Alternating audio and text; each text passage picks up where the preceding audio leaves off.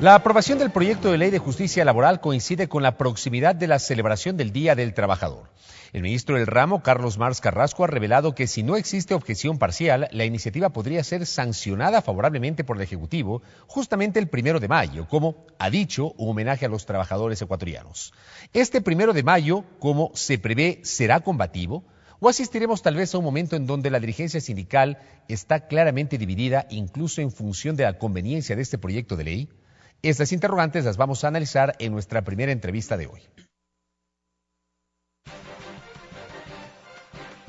Jaime Arciniega, dirigente sindical, expresidente de la Confederación Ecuatoriana de Organizaciones Sindicales Libres, CEOS, presidente de la Confederación Sindical del Ecuador, miembro del Parlamento Laboral Ecuatoriano.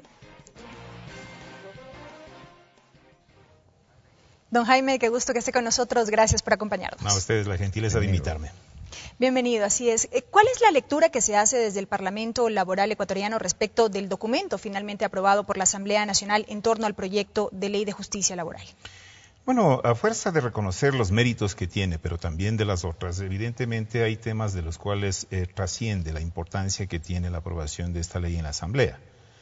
Quiero decir, por ejemplo, sobre el tema de la garantía de estabilidad a la mujer trabajadora en estado de embarazo, las garantías para dirigentes sindicales, la protección de la seguridad social de las trabajadoras no remuneradas del hogar. Debemos decir que son propuestas que tienen una característica muy importante de garantizar los derechos de estos trabajadores.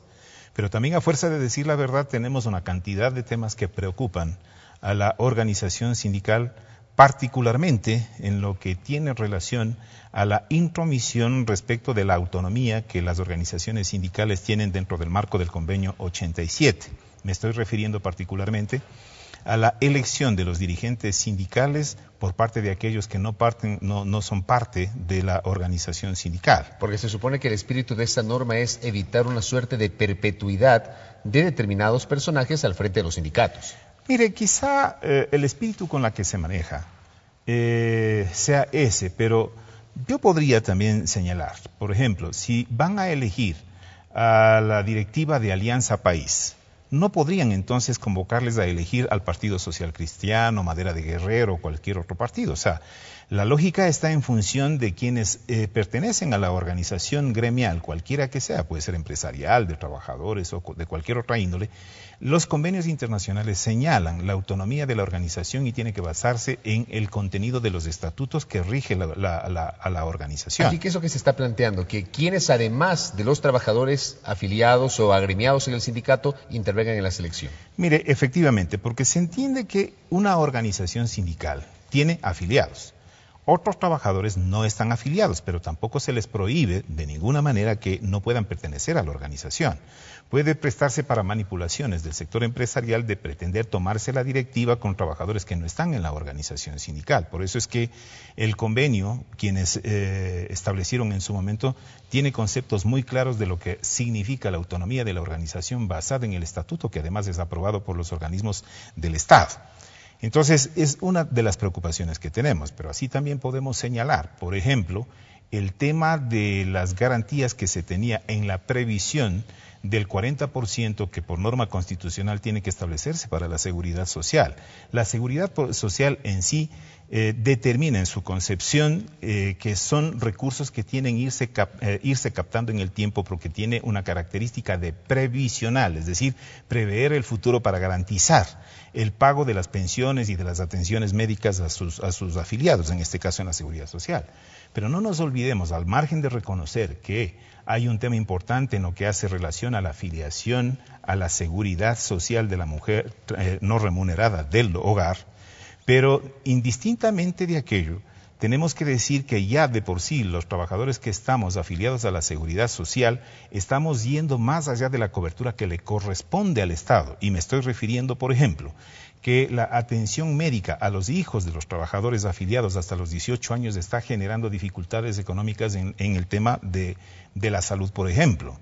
Y si por el contrario, mañana o pasado se lo puede dar una carga, como adicionalmente ya tiene a través del Seguro Social Campesino que cada uno de nosotros aportamos y efectivamente el gobierno también, Y si a eso sumamos que no se va a pagar el 40%, entonces deja de tenerse la previsión para las contingencias futuras y por lo tanto es riesgoso de que podamos dejar al final que dependiendo de las circunstancias económicas del país de repente no se tenga. Entonces hay que manejar con mucho cuidado este tema. Don Jaime, sobre este tema del 40%, mucho se ha hablado, al menos desde la oposición, de que esta modificación sería ilegal, sería inconstitucional. Si se pretendía esta modificación dentro del proyecto de ley, ¿cómo se debía proceder a su juicio? Mire, la propia Constitución establece la obligatoriedad de la participación del Estado en cuanto a financiar las enfermedades de los trabajadores jubilados y asimismo también financiar las pensiones jubilares de aquello. Por eso es que se viene haciendo una especie de capitalización. Es decir, hay un aporte permanente que hacen los afiliados activos a la seguridad social, como para decir, para graficar, llena un reservorio, pero el 40% de ese reservorio tiene que alimentar el gobierno nacional, de tal manera que lo que ingresa, por un lado, mantiene reserva para que el egreso para atender estas contingencias y de las pensiones jubilares tenga los suficientes recursos de capitalización que garanticen el pago. Pero si este reservorio está lleno, ahí viene la pregunta, digamos, sí, de cajón, mire, posterior a lo que usted está señalando. Todos podríamos decir si el reservorio está lleno, pero el momento que usted le quita la alimentación del 40%, en función de las obligaciones que tiene que cubrir el Estado, rápidamente ese reservorio va a quedarse prácticamente sin reservas. Y esta garantía de que el Estado cuando necesite, aun cuando sea más del 40%, el Seguro Social para financiar, ¿no es lo suficientemente clara y satisfactoria, señora Arciniega? Desde el punto de vista político, está bien un discurso en esa naturaleza, pero desde el punto de vista técnico, quiero decir, que los estudios matemáticos actuariales de por sí ahora mismo ya están generando algunas dificultades para la cobertura de los distintos seguros. Es entonces de imaginarse en el futuro qué va a suceder. De repente la intención que puede tener el gobierno ahora de decir, no, nosotros vamos a cubrir al final cuando realmente necesiten, pero cuando vengan los próximos gobiernos con una característica a lo mejor distinta a la actual, y de repente también la situación económica y financiera que tiene el país es de escasos recursos, ¿qué va a pasar? Los impactos va a ser entonces para los trabajadores afiliados. Tómese en cuenta que cada vez la demografía del país va cambiando. Recuérdese que hace algunos años el núcleo familiar se comprendía de 5 o 6 personas. Ahora en la práctica tenemos 2 y a veces menos de 2, estamos en 1.6, 1.7. La relación que tiene que haber también entre trabajador activo con relación al trabajador jubilado, de acuerdo a los estudios que la OIT ha señalado, es que deben haber 8 trabajadores activos para un pasivo, que ahora sí lo tenemos. Hoy ocurre eso. Hoy ocurre. Pero más adelante, ¿qué es lo que va a pasar? Vamos a tener una población envejecida con un crecimiento demográfico menor y por lo tanto puede traer dificultades. Y por ello es obviamente la preocupación que nosotros como sector laboral hemos venido señalando. Entonces, por lo tanto, yo creo que el señor presidente de la República revisará obviamente los contenidos de esta propuesta y nosotros de nuestra parte, como Parlamento Laboral, hemos señalado la total apertura para el diálogo, que lamentablemente no lo hemos tenido con regularidad. Algo hemos tenido con el ministro, hay que reconocer, y por eso, prueba de ello, hay temas importantes que se han recogido, pero habrá que ver, en los próximos días también de qué manera podemos buscar alguna solución antes de que se ejecute la ley, ¿no?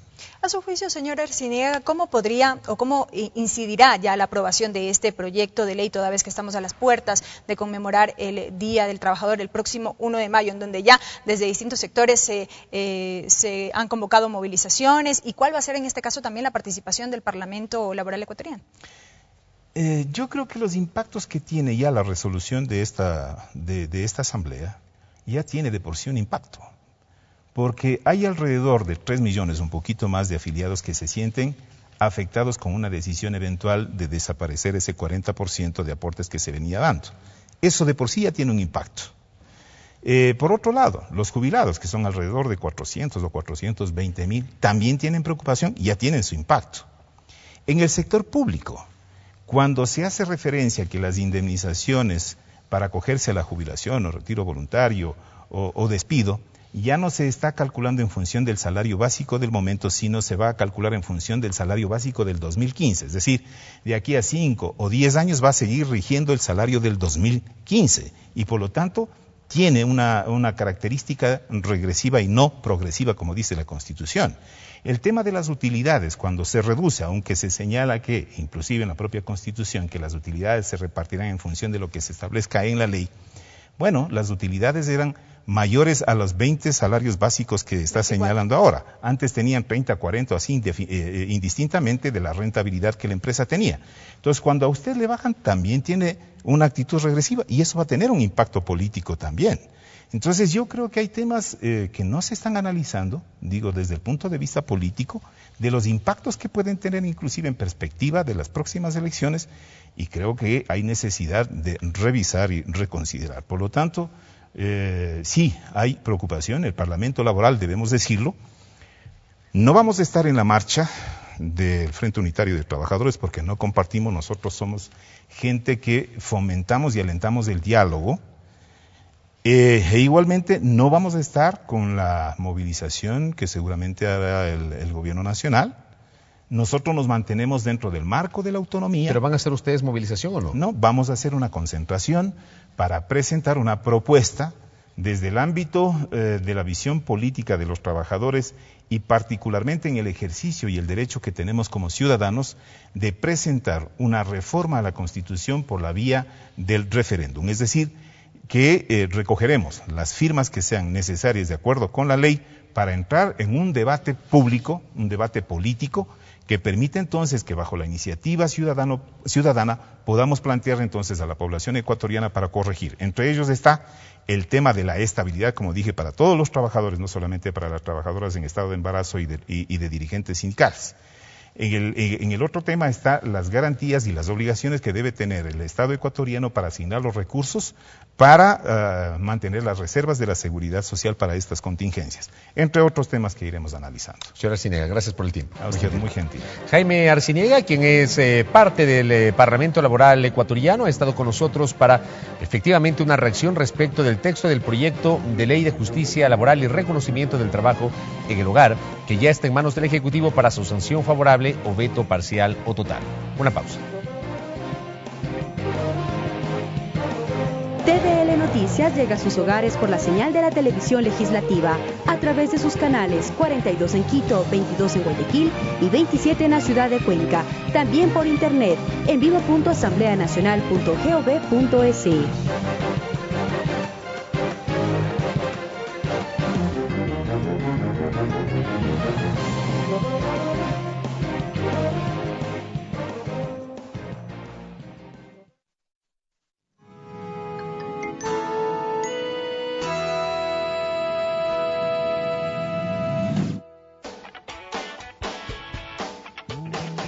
Este domingo, en Contigo Mujer, hablaremos sobre la violencia de género en el Ecuador y la tipificación del femicidio en el COIP, con nuestra especialista invitada, Leandra Macías de la CEPAM.